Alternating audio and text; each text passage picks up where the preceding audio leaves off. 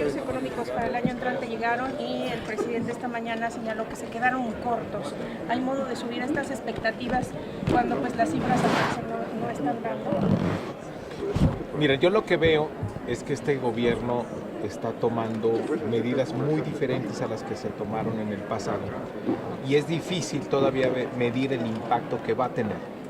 Pero sin duda el combate a la corrupción va a tener un impacto económico, eso es indiscutible.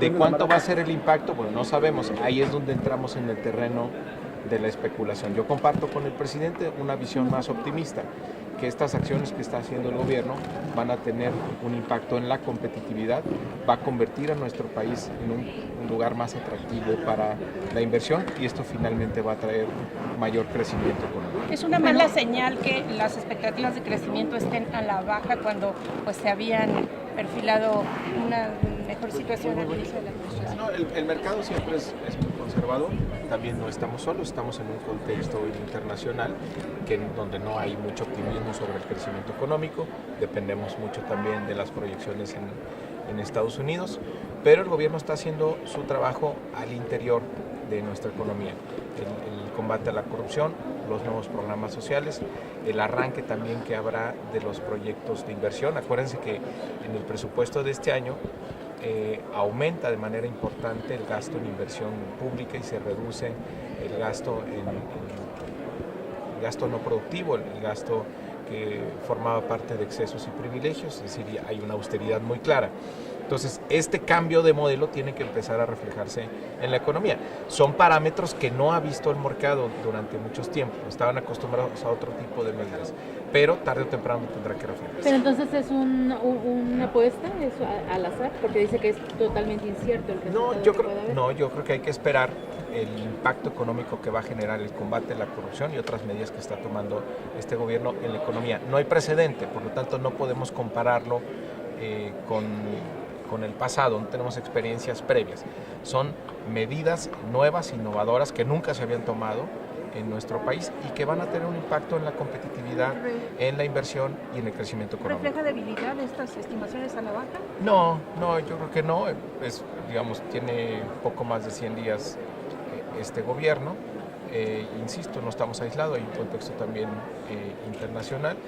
Y no, hay que tener confianza en la economía mexicana. Hay indicadores mixtos, por ejemplo, la confianza del consumidor está en niveles históricamente altos, el tipo de cambio está muy bien, el control de la inflación va conforme a las metas establecidas, la disciplina en las finanzas públicas se va a mantener.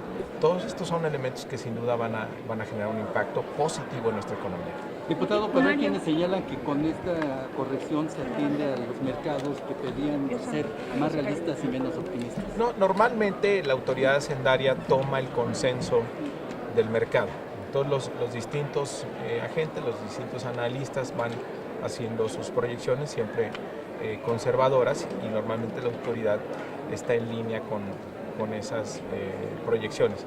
También una distinción de este gobierno con los anteriores, acuérdense cómo en la administración anterior siempre se sobreestimaba el PIB, el crecimiento de la economía, y terminaban a lo largo del año haciendo ajustes.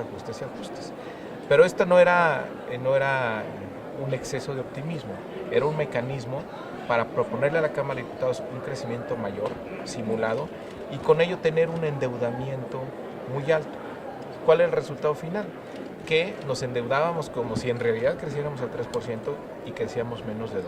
Este gobierno asumió la responsabilidad de tener cifras más realistas, por lo tanto, pues sería muy fácil para el gobierno echar las campanas al vuelo, sobreestimar el crecimiento económico y no atender los consensos del mercado. Entonces está actuando de manera responsable, aunque creemos que las medidas que está tomando este gobierno, por ser innovadoras y por ir al fondo del cáncer que no deja crecer nuestra economía, que es la corrupción, vamos a tener un impacto positivo mucho mayor del que se está pensando. Diputado, hoy va a la SEP a seguir las negociaciones con la CENTE. ¿Qué van a ver específicamente?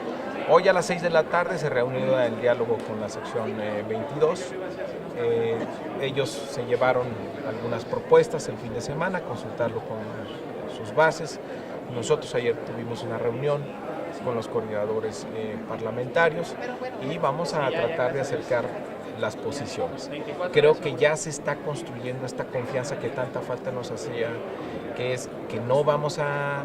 los maestros están confiando en que no les vamos a dar un albazo, no vamos a dar una sorpresa subiendo al pleno algo en lo que no estamos de acuerdo.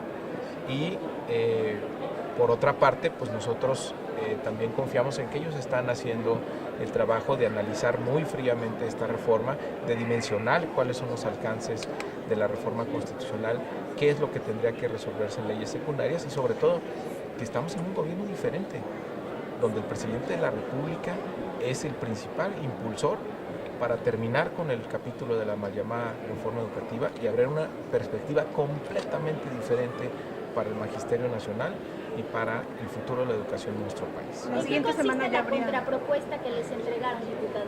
¿Perdón? La contrapropuesta de la que habla. Mira, son realmente algunas observaciones puntuales sobre el dictamen y yo te diría no hay cambios de fondo, más bien hay cambios en la redacción, en la forma que genera más certidumbre para ellos. Entonces yo no hay ninguna observación que nos pueda dividir en el fondo. Entonces por eso yo soy muy optimista en que vamos a construir un gran acuerdo en favor de la educación en nuestro país. ¿Pero sobre qué temas, diputado, específicamente? ¿Sobre el 123 y...? Tiene que ver el régimen transitorio, tiene dos o tres, por ejemplo, la incorporación de contenidos regionales, en fin, que nosotros pensamos que estaban suficientemente abordados en la reforma constitucional. Ellos quieren mayor precisión o algunas redacciones diferentes, pero no hay un tema de fondo que realmente esté dividiendo las posiciones. Diputado, ¿aún confían de que pueda salir este dictamen en el Pleno en este periodo o que se vaya a un extraordinario? No vamos a plantear plazo para no generar presiones indebidas. No tenemos fecha definida y la regla es muy clara. Vamos a agotar las mesas de diálogo y negociación, tanto con los maestros como con los distintos grupos parlamentarios. ¿Qué lección nos dejó la forma en que se aprobó la mal llamada reforma educativa? Que ni siquiera basta el tener la mayoría en las cámaras para pasar esta reforma. Lo que nos convoca es construir un gran acuerdo nacional, incluyendo a los maestros y a todas las fuerzas políticas, para que podamos abrir una perspectiva diferente para la educación en nuestro país, que es el principal reto que tenemos. Entonces el consenso que necesitamos es mucho mayor, incluso al que podíamos tener en la mayoría en las cámaras. Tenemos que incluir a todos para asegurarnos que ahora sí le vamos a dar la vuelta al tema educativo en el país. Pero faltan 28 días para que termine el periodo de sesiones, diputado. ¿Perdón? Faltan 28 días para que termine el periodo de sesiones. Faltan 28 días y vamos a tener sesiones extras, no sé si ya les informaron. Miren, vamos a sesionar el día de mañana, miércoles. La próxima semana vamos a sesionar desde el lunes, martes, miércoles y jueves.